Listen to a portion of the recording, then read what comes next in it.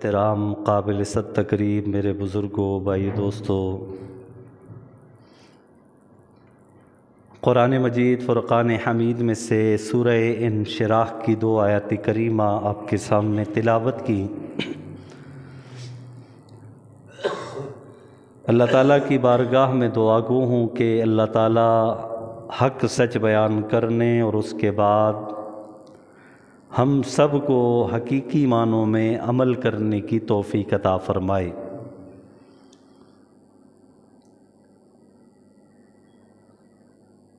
اس دنیا کی زندگی میں انسان مختلف حالات سے گزرتا ہے۔ انسان کی کوئی ایک حالت نہیں ہے کہ جس کے اندر وہ ہمیشہ رہے۔ کبھی وہ بیمار ہوتا ہے، کبھی جو ہے وہ تندرست ہوتا ہے، کبھی خوش ہوتا ہے تو کبھی غمگین ہوتا ہے۔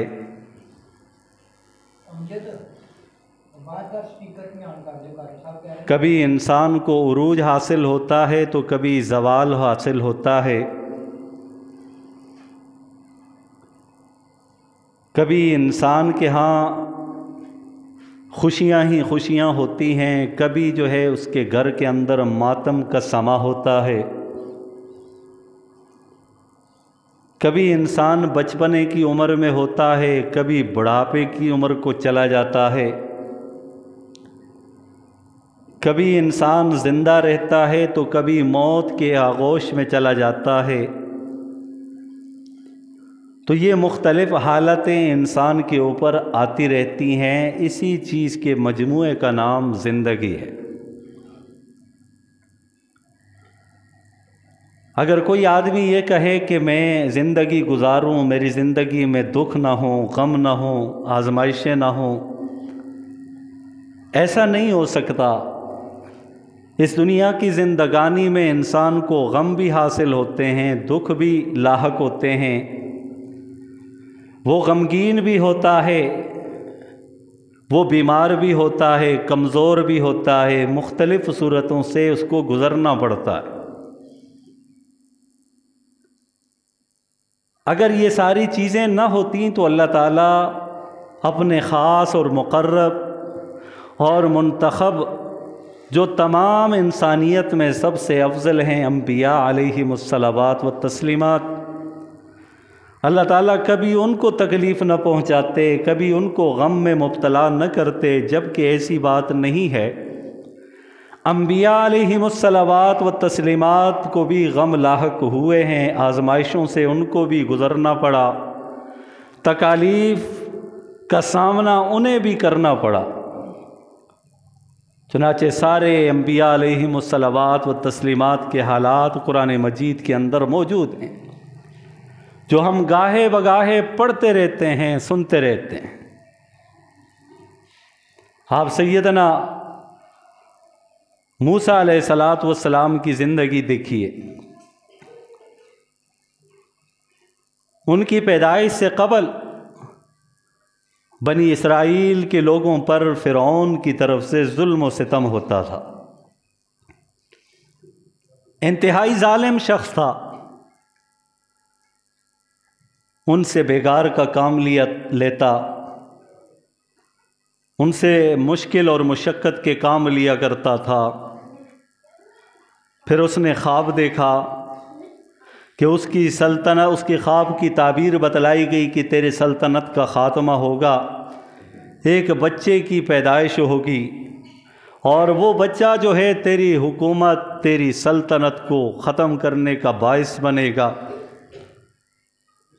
کرسی اور اقتدار کا نشہ اس قدر سوار تھا کہ اس نے، شاہ عبدالعزیز محدث دہلوی رحمہ اللہ فرماتے ہیں کہ 12,000 بچوں کو قتل کروایا۔ ذرا تصور کیجئے،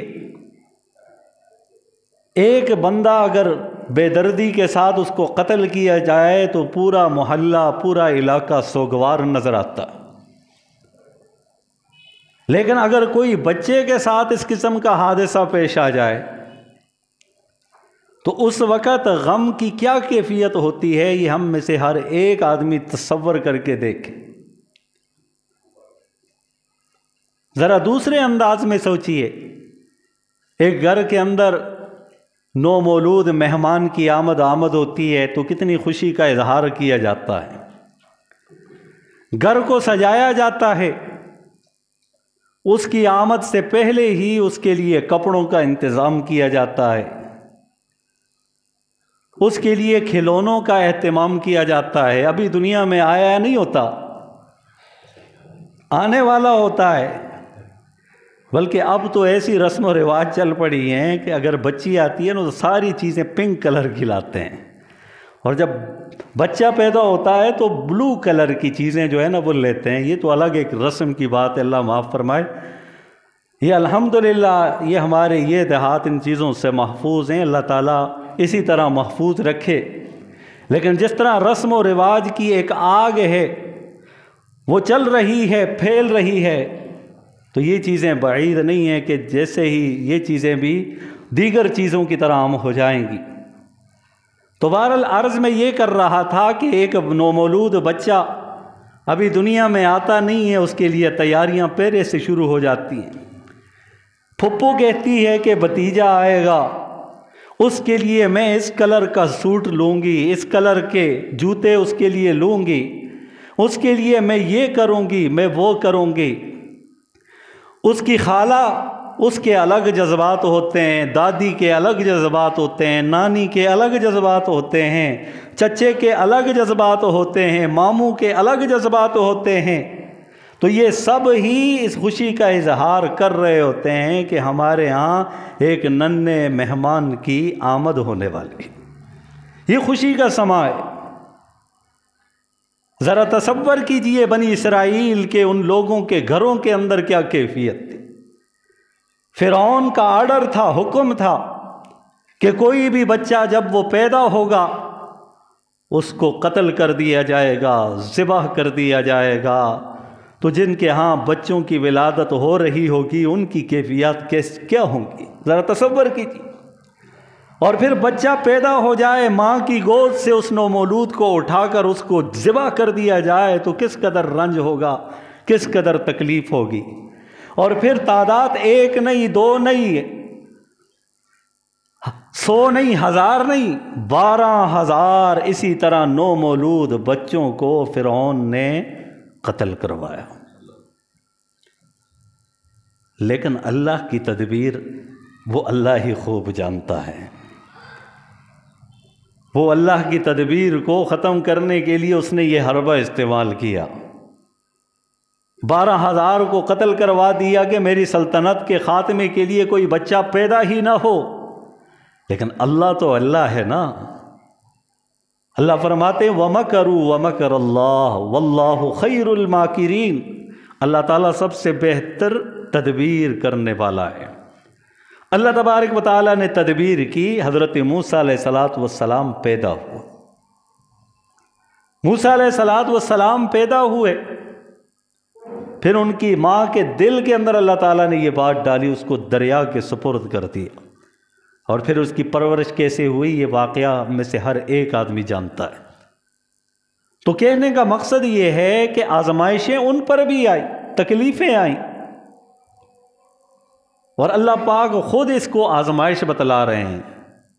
فرمایا وَإِذْ نَجَّيْنَاكُمْ مِنْ آلِ فِرْعَوْنَ يَسُومُونَكُمْ سُوءَ الْعَذَابِ يُذَبِّحُونَ أَبْنَاءَكُمْ وَيَسْتَحْيُونَ نِسَاءَكُمْ، اور جب ہم نے تمہیں نجات دی آل فرعون سے جو تمہیں سخت قسم کی سزائیں دیا کرتا تھا، یذبحون ابناکم، تمہارے بیٹوں کو وہ قتل کرواتا تھا، ویستحیون نساءکم، تمہاری عورتوں کو زندہ چھوڑ دیا کرتا تھا۔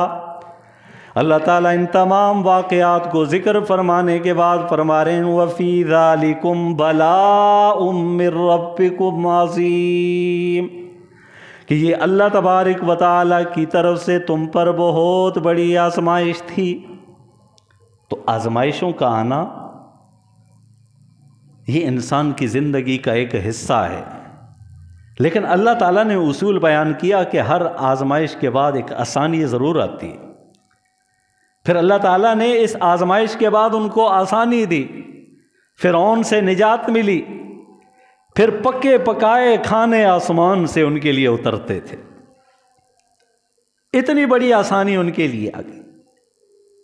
ذرا تصور کریں نا، تو آج تو اس پیٹ کے پالنے کے لیے کوششیں ہو رہی ہیں، کوئی جھوٹ کا سہارا لیتا ہے، کوئی ملاوٹ کا سہارا لیتا ہے، کوئی غلط بیانی کرتا ہے، کوئی کیا کہتا ہے، کوئی کچھ کہتا ہے، صبح کو بھی لگا رہتا ہے، شام کو بھی لگا رہتا ہے، دن کو بھی نہیں دیکھتا، رات کو بھی نہیں دیکھتا، اپنے دیش کو بھی نہیں دیکھتا، پردیس کو بھی نہیں دیکھتا۔ اس کی آگ کو بجھانے کے لیے وہ جستجو کرتا ہے، کوشش کرتا ہے۔ اگر آج سے یہ انتظام ہو جائے کہ بھائی تمہیں مشقت کرنے کی کوئی ضرورت نہیں ہے، تمہیں 3 ٹائم کا کھانا ملے گا، پکا پکایا، بغیر کسی مشقت کے تمہیں ملے گا، تو لوگوں کے لیے کتنی آسانی ہوگی۔ تو اللہ تبارک و تعالیٰ نے بڑی آزمائش کے بعد ان کے لیے اتنی بڑی آسانی کر دی۔ اور پھر آئے موسیٰ علیہ السلام کے پاس وہ لوگ، کہا کہ یہ ہم اس وادی کے اندر ہیں اور یہ بالکل چٹیل میدان ہے، کھلا میدان ہے، چھت بھی چاہیے، یہ دھوپ سے بچنا بھی تو ہے۔ تو اللہ تبارک و تعالیٰ نے ان پر سائے کے لیے اوپر سائبان کو رکھ دیا، سایہ بنا دیا ان کے لیے کہ ان کو کبھی بھی کسی قسم کی کوئی تکلیف نہ پہنچے۔ اور اس سے بڑھ کر بھی آسانیاں اتنی زیادہ ہوئیں کہ ان کے تن پر، جسم پر جو کپڑے ہوتے تھے نا، جس طرح بچہ بڑا ہوتا تھا کپڑے بھی بڑے ہو جاتے تھے، بچہ جو بڑا ہو جاتا اس کے کپڑے بھی بڑے ہو جاتے۔ اور پھر اس سے بڑھ کر یہ قوم والے آئے کہنے لگے کہ پانی کا مسئلہ ہے۔ یہ دنیا میں بڑے مسائل یہی ہوتے ہیں نا، خوراک کا مسئلہ، رہائش کا مسئلہ ہوتا ہے، پانی کا مسئلہ ہوتا ہے، اور امن کا مسئلہ ہوتا ہے۔ تو سارے معاملات اللہ تعالیٰ نے ان کے لیے ان کے سارے مسائل حل کر دیے۔ آئے پانی کا مطالبہ کیا تو اللہ تبارک و تعالیٰ سے عرض کی موسیٰ علیہ السلام نے، یا اللہ یہ میری قوم ہے، آپ جانتے ہیں یا اللہ ان کو پانی کی ضرورت ہے، ان کے پانی کا انتظام کر دیں۔ اللہ تعالیٰ نے فرمایا موسیٰ اپنے اس عصا کو اس پتھر کے اوپر مارو۔ ایک بہت بڑا پتھر تھا، پہاڑی ٹائپ پتھر تھا، اس کے اوپر مارو۔ جب مارا تو اس سے 12 چشمے پھوٹ پڑے، 12 چشمے۔ اور چونکہ وہاں پہ رہنے والے جتنے لوگ تھے ان کے قبیلے بھی 12 تھے، تاکہ کسی قسم کا کوئی اختلاف نہ ہو، کیونکہ پانی کے اوپر اکثر جھگڑے ہوتے ہیں۔ تو اللہ تبارک و تعالیٰ نے تمام قبیلے والوں کے لیے الگ الگ پانی کا انتظام کر دیا ہے، اور ان کو پتہ بھی چل گیا کہ یہ ہمارا چشمہ یہ، ان کا یہ، ان کا یہ، ان کا وہ ہے، پانی وافر مقدار میں۔ تو اللہ تعالیٰ نے کتنی آسانیاں ان کے لیے ڈالی۔ تو انبیاء علیہم الصلوات و تسلیمات کو بھی آزمائش سے گزرنا پڑا۔ حضرت یوسف علیہ السلام کی زندگی دیکھ لیجئے، چھوٹے ہیں، بھائیوں نے حسد کیا، حسد کی غرض سے ان کو لے گئے، سیر سپاٹے کے بہانے سے لے گئے۔ ابا جان نے پہلے چھوڑا نہیں، انہیں پتہ تھا کہ یہ اس کے ساتھ حسد کرتے ہیں، کوئی نقصان نہ پہنچا دے۔ لے گئے، کنویں کے اندر ڈالا اس سے۔ کتنی بڑی آزمائش ہے۔ اور کنواں بھی کوئی عام کنواں نہیں تھا کہ جہاں پر لوگوں کی آمد و رفت ہو، کبھی کبھار کوئی قافلہ وہاں سے گزرتا تو وہاں سے پانی نکال لیتا، ورنہ عام کنویں پر لوگ پانی کے لیے آیا جایا کرتے تھے۔ لیکن وہ گھر سے بھی دور تھا، جنگل کے اندر تھا، کنواں تھا، اس کے اندر ڈال دیا۔ اور پھر جھوٹ موٹ کا بہانہ بنا کر بھیڑیے کا خون جو ہے ان کی حضرت یوسف علیہ السلام کی قمیص کے ساتھ لگا کر والد کے پاس لے آئے، اور جھوٹ موٹ کر رونا شروع کر دیا، باپیلا مچانا شروع کر دیا۔ حضرت یوسف علیہ السلام کے لیے بڑی آزمائش تھی۔ پھر اللہ تعالیٰ نے اس آزمائش کے بعد آسانی ان کے لیے پیدا فرمائی۔ وہ کیا تھی؟ قافلے والے آئے، قافلے والوں نے ڈول ڈالا، اور ان میں سے حضرت یوسف علیہ السلام اس آزمائش سے نکل کر آسائش میں آ گئے۔ تو مشکل بھی آتی ہے، اس کے ساتھ آسانی بھی آتی ہے۔ پھر اس کے بعد ایک اور مشکل آئی، انہوں نے ان کو غلام بنا دیا۔ اب جب غلام بنایا تو غلامی بھی تو بہت بڑی آزمائش ہے نا۔ کوئی آدمی آزاد آدمی کو غلام بنا دے تو پھر تو بندہ بالکل بے بس ہو جاتا ہے، اپنی تو اس کی مرضی چلتی نہیں ہے۔ اب وہ لے گئے اور انہوں نے بیچنے کا ارادہ کیا۔ اب ایک اور بڑی آزمائش کہ انسان کو غلام بنا دیا جائے اور پھر اس کو بیچنے کے لیے اس کی بولی لگا دی جائے۔ پھر دل کے اندر عجیب سے خیالات، پتہ نہیں کون خریدے گا، میرے ساتھ کیا سلوک کرے۔ پھر اللہ تبارک و تعالیٰ نے ان کو راحت پہنچائی، مشکل کے بعد پھر راحت ہے، پھر راحت پہنچائی کہ عزیز مصر ان کا خریدار بنا۔ مصر کا جو وزیر تھا نا، وہ ان کا خریدار بنا، اور اس وقت ان کی عمر 9-10 سال کی عمر تھی۔ اتنی عمر کے تھے، عزیز مصر لے گئے اپنی بیوی کے پاس اور کہا کہ میں اسے خرید کر لایا ہوں، قریب ہے کہ یہ ہمیں نفع پہنچائے گا، یا ہو سکتا ہے کہ ہم اسے اپنا بچہ ہی بنا دے، بیٹا ہی بنا دے۔ اب اتنی بڑی آزمائشوں سے گزر کر حضرت یوسف علیہ السلام آئے تو اللہ تعالیٰ نے اتنی آسانیاں دی کہ ایک شاہی محل کے اندر رہنے لگ گئے۔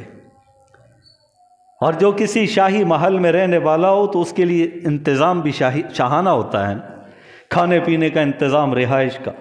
لیکن جیسے ہی بلوغت کی عمر کو پہنچے، جوانی کی عمر کو پہنچے، عزیز مصر کی بیوی نے ورغلانا شروع کر دیا، اور اس قدر ورغلایا کہ اسے گناہ کے اوپر آمادہ کرنے کی ہر ممکنہ کوشش کی۔ لیکن حضرت یوسف علیہ السلام نے آسمان کی طرف دیکھا اور اللہ سے مدد طلب کی۔ اللہ تبارک و تعالیٰ نے حضرت یوسف علیہ السلام کے لیے ایسی مدد فرمائی کہ وہاں پر ظاہری طور پر کوئی مدد کے لیے سبب نہیں تھا، لیکن اللہ کی ذات وہ ذات ہے جو مسبب الاسباب ہے۔ جب بندے کا یقین کامل طور پر اللہ کی ذات پر ہو جائے، پھر اللہ تبارک و تعالیٰ اس کے لیے مدد و نصرت کے ایسی جگہوں سے راستے بناتے ہیں جہاں انسان کا وہم و گمان بھی نہیں ہوتا۔ اللہ پاک نے فرمایا کہ یوسف اپنی طرف سے کوشش کر، اب ایک کمرہ ہو، بند ہو، تو بندے کی کوشش کیا ہوتی ہے؟ بھاگنے کے لیے دروازے کی طرف جاتا ہے۔ دروازہ بھی بند ہو تو بندہ کچھ کر سکتا ہے، لیکن پھر بھی بندہ جائے گا۔ اب وہ دروازے کی طرف گئے، دروازہ کھل گیا، آگے بڑھے، پھر دروازہ آئے، پھر کھل گیا، پھر کھل گیا، یہاں تک کہ سارے دروازے کھلے، باہر نکلے۔ پیچھے زلیخا دوڑ رہی ہے، آگے یوسف علیہ السلام دوڑ رہے ہیں، اور آگے عزیز مصر کھڑے ہیں۔ یکدم اب عورت کی ذات اللہ تعالیٰ نے بنائی ایسی ہے کہ اس کی عجیب قسم کی اس کی تدبیریں ہوتی ہیں، مکر و فریب بھی ہوتے ہیں نا، عورت کے اندر رکھے ہیں اللہ نے۔ وہ کسی نے کہا نا کہ میں عورت کے مکر و فریب پر میں نے کتاب لکھ دی ہے، تو وہ آیا گاؤں میں تو عورت نے پوچھ لیا کہ آپ نے کیا؟ میں نے عورت کے سارے مکر کے متعلق لکھ دیا ہے۔ اس نے کہا اچھا۔ اس نے چیخنا چلانا شروع کر دیا، چیخنا چلانا شروع کر دیا۔ اس کے سامنے بندہ حیران، اس کے بھائی ادھر ادھر کام کر رہے تھے، سارے بھاگ کے ڈنڈے لے کر آئے کہ بھی یہ بندہ آیا۔ اس نے کہا تو نے ابھی کہاں مکر دیکھا ہے؟ وہ سارے ڈنڈے لے کر اس کے پیچھے آئے، مارنے کے لیے جیسے قریب آئے۔ اس نے کہا بہنا کیا ہوا ہے؟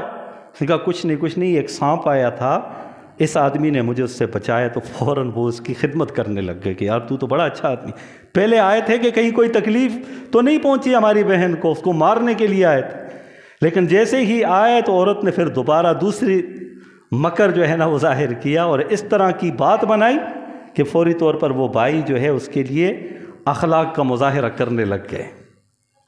تو اللہ تعالیٰ نے بھی قرآن مجید کے اندر ارشاد فرمایا ان کیدکن عظیم، کہ بے شک ان کے مکر و فریب بہت بڑے۔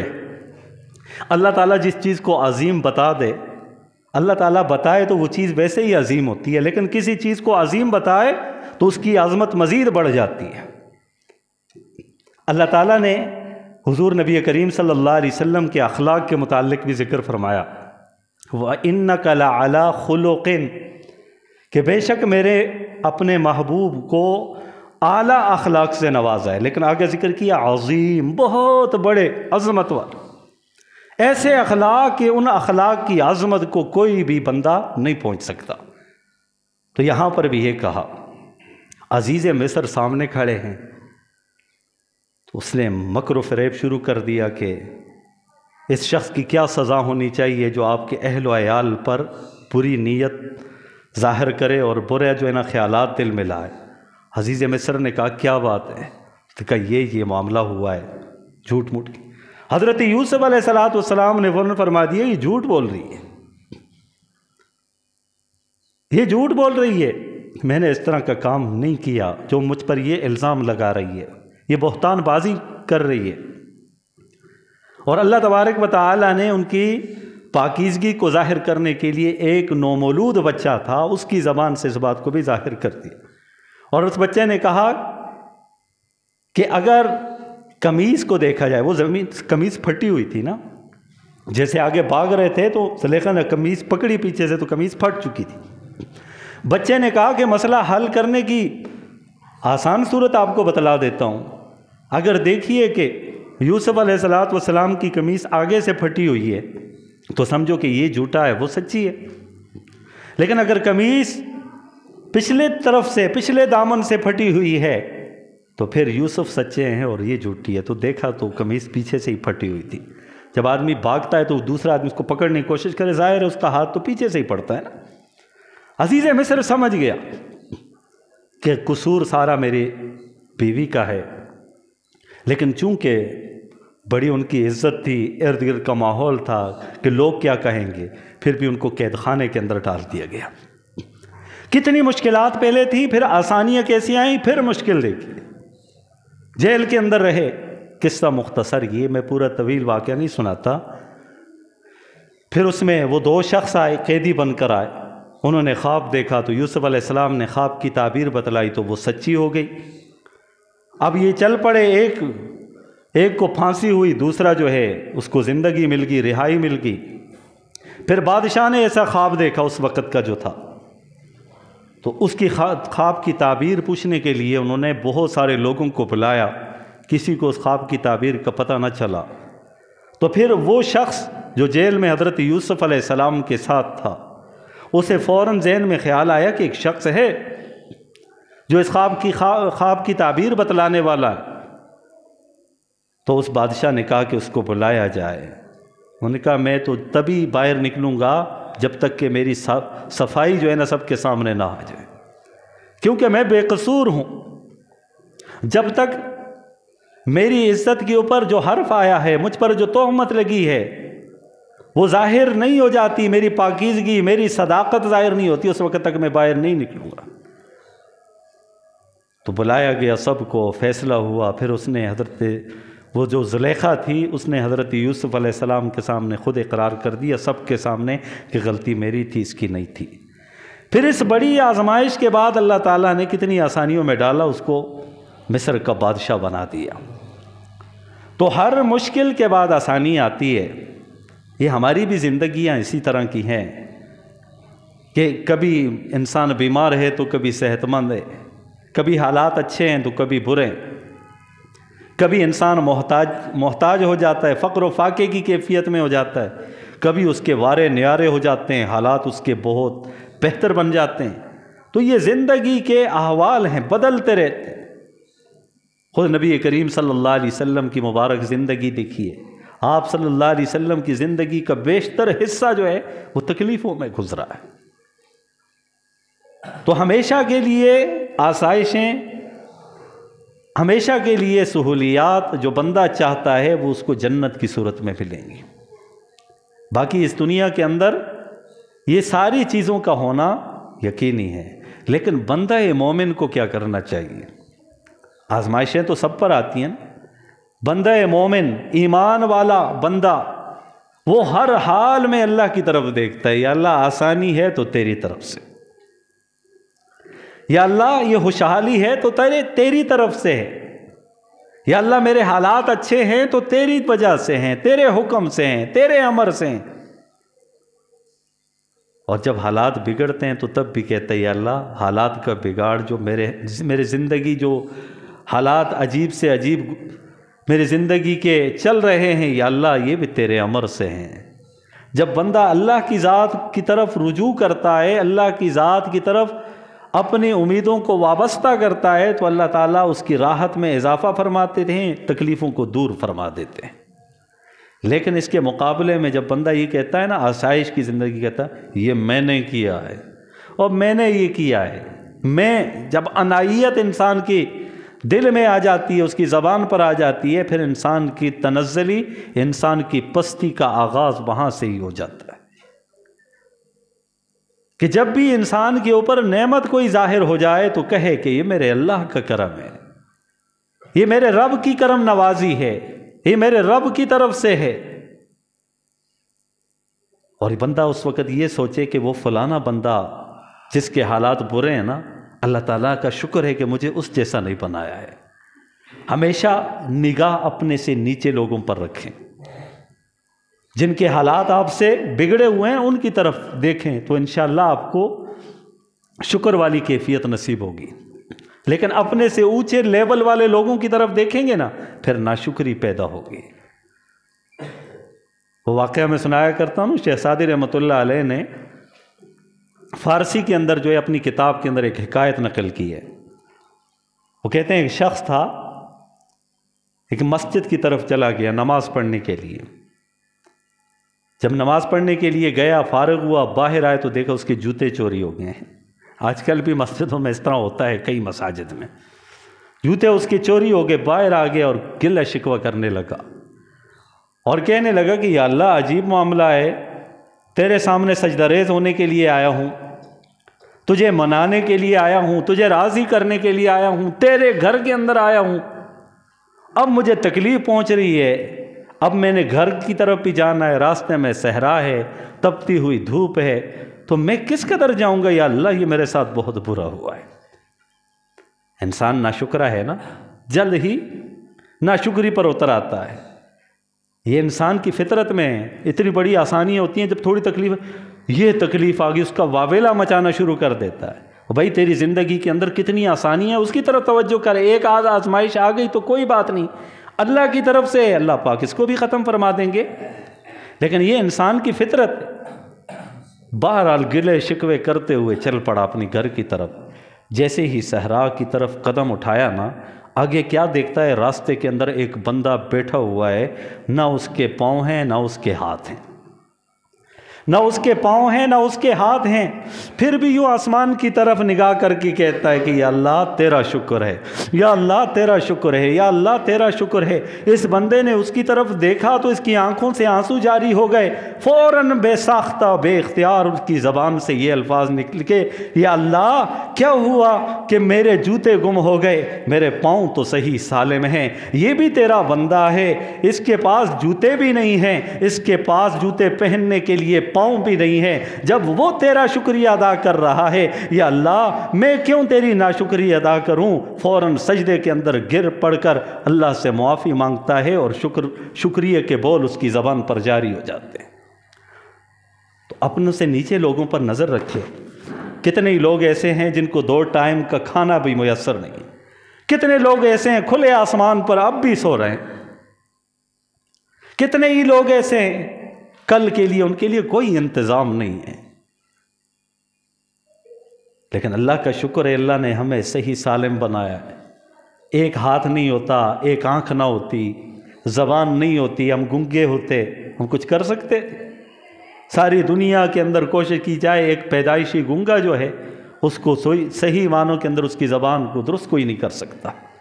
ایک آنکھ کا نعم البدل پوری دنیا کی نعمت نہیں بن سکتی، دولت نہیں بن سکتی۔ اللہ تعالیٰ نے اتنی نعمتیں دی ہیں ہمیں نا، تو ہم شکر ادا کریں۔ لیکن ایک آدھ آزمائش آتی ہے تو پھر بھی اللہ کی طرف رجوع کریں۔ اور پھر حدیث پاک کے اندر آتا ہے کہ جب بندہ آسائشوں کے اندر اپنے رب کو نہیں بھولتا نا، تو اللہ تعالیٰ مشکلات میں اس اپنے بندے کو نہیں بھولتا۔ تو ہم خوشیوں میں اللہ کو نہ بھلائیں، حالات اچھے ہوں تو پھر کہیں چلو جی خیر ہے دیکھی جائے گی، نہ نمازوں کی فکر نہ ان چیزوں کی فکر۔ تو اپنی زندگیوں کو بدلیں، ہمارے حالات بدل جائیں گے۔ حالات یہ ہمارے عملوں کے ذریعے سے بدلیں گے۔ حدیث پاک کے اندر آتا ہے نا، جب بندہ عمل کرتا ہے تو یہ عمل اس کا آسمان کی طرف اوپر جاتا ہے، اوپر جا کر وہاں سے فیصلہ بن کے آتا ہے۔ اچھا عمل ہے تو اچھا فیصلہ اس کے لیے بنے گا۔ ہم چاہتے ہیں حالات بدل جائیں، اچھے فیصلے ہوں ہماری زندگی میں، سکون ہو، چین ہو، تو ہم اچھے عمل کرنا شروع کر دیں، انشاءاللہ زندگی پرسکون ہو جائے گی۔